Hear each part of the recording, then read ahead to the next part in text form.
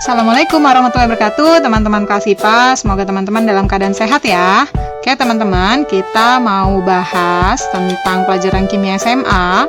Tapi sebelumnya kita cek dulu yuk asal-usul ilmu kimia. Nah, kita buka dulu dengan basmalah. Bismillahirrahmanirrahim.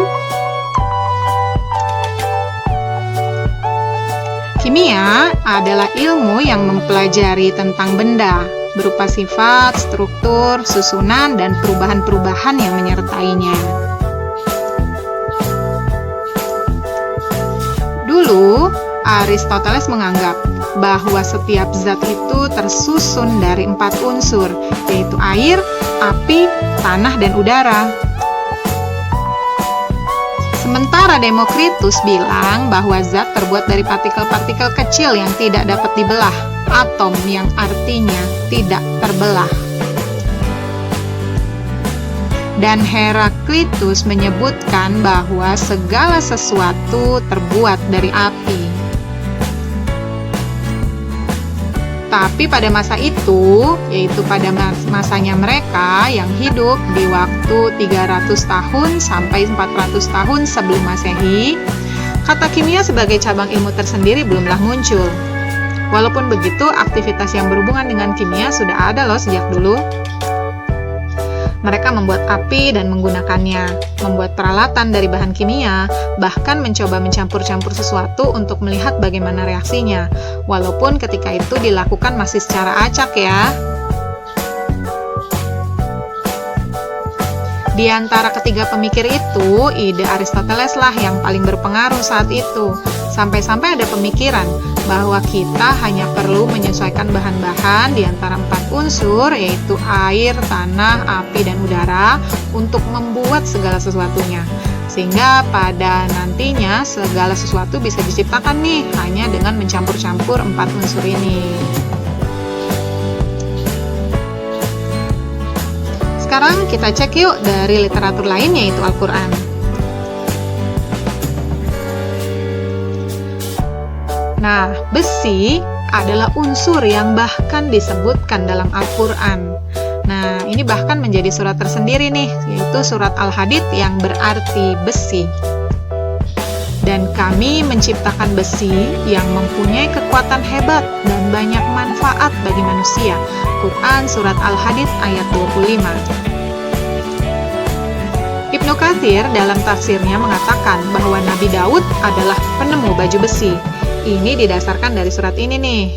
Dan kami telah melunakkan besi untuknya, yaitu buatlah baju besi yang besar-besar, dan ukurlah anyamannya, dan kerjakanlah kebajikan. Sungguh aku maha melihat apa yang kamu kerjakan. Quran surat Saba ayat 10-11. Nah, Nabi Daud ini diangkat menjadi nabi tahun 1040 sebelum Masehi. Artinya Nabi Daud hidup jauh lebih lama dibanding para pemikir yang tadi itu, yaitu Aristoteles, Heraklius dan Demokritus. Tuh.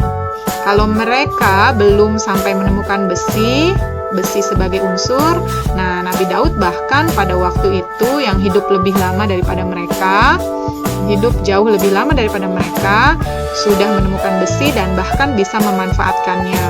Nabi Daud membuat baju besi, bahkan juga membuat peralatan perang lainnya. Ternyata selain besi, tembaga juga disebutkan dalam Al-Quran loh. Nah, dari surat ini nih. Dan kami tundukkan angin bagi Sulaiman yang perjalanannya pada waktu pagi sama dengan perjalanannya sebulan, dan perjalanannya pada waktu sore sama dengan sebulan pula. Dan kami alirkan cairan tembaga baginya. Quran surat Saba ayat 12.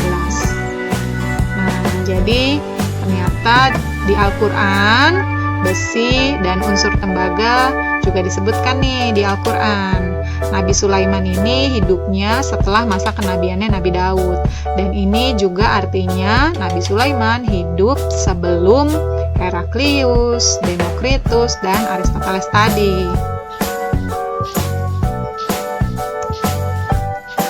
Kalau teman-teman dengar kata kimia, ternyata kimia ini berasal dari bahasa Arab, yaitu al-kimia, yang artinya ilmu kimia. Jadi bisa dibilang ya, bahwa ilmu kimia ini berkembangnya justru dari Jazirah Arab. Dan memang tidak bisa dipungkiri bahwa para ilmuwan muslimlah di masa lampau yang memberikan sumbangsi besar dalam ilmu pengetahuan termasuk di bidang kimia.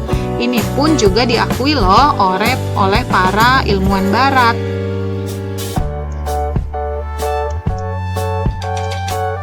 Nah, yang paling terkenal namanya adalah Jabir Ibnu Hayyan yang hidup di abad ke-8 Masehi, dikenal sebagai Bapak Ilmu Kimia Modern.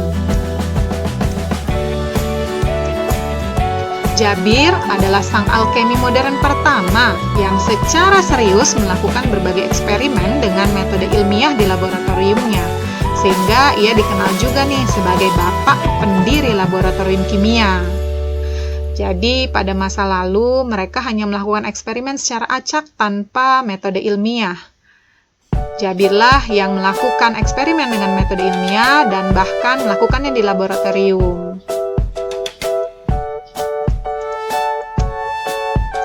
Berbagai peralatan kimia dan metode berhasil ditemukan di laboratoriumnya, seperti teknik destilasi, sublimasi, kristalisasi, pencegahan karat, pembuatan besi dan logam lainnya, beserta peralatan-peralatan kimia yang mendukungnya. Nah, ketika Jabir meninggal dan mereka menggali rumahnya, mereka menemukan bahwa di bawah rumahnya ada laboratorium yang dilengkapi dengan banyaknya peralatan yang menakjubkan. Berbagai zat juga ditemukan, yaitu asam klorida, asam nitrat, asam asetat, bahkan aqua regia yang merupakan satu-satunya larutan yang dapat melarutkan emas.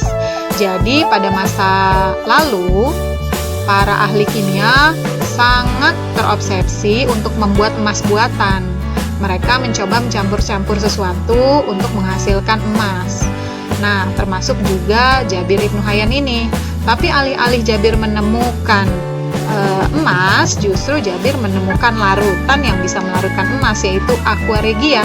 Nah, aqua regia ini adalah campuran dari asam klorida dengan asam nitrat. Jadi bisa dibilang nih, sejak saat itulah ilmu kimia berkembang pesat. Penemuan laboratorium, prinsip metode ilmiah yang dikembangkan Jabir, temuan berbagai zat dan berbagai peralatan oleh Jabir inilah yang membuat para ahli alkemi lain atau ahli kimia lainnya menjadi bersemangat dan melakukan eksperimen dan keinginan untuk menemukan sesuatu.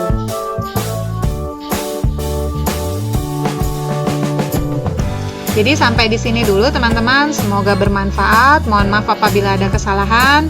Di antara tugas orang-orang yang bergelut di dunia kimia adalah bekerja dan melakukan eksperimen ilmiah, sebab pengetahuan tidak akan diperoleh kecuali dengan itu. Jabir Ibnu Hayyan, kelas IPA. Alhamdulillahirrabbilalamin.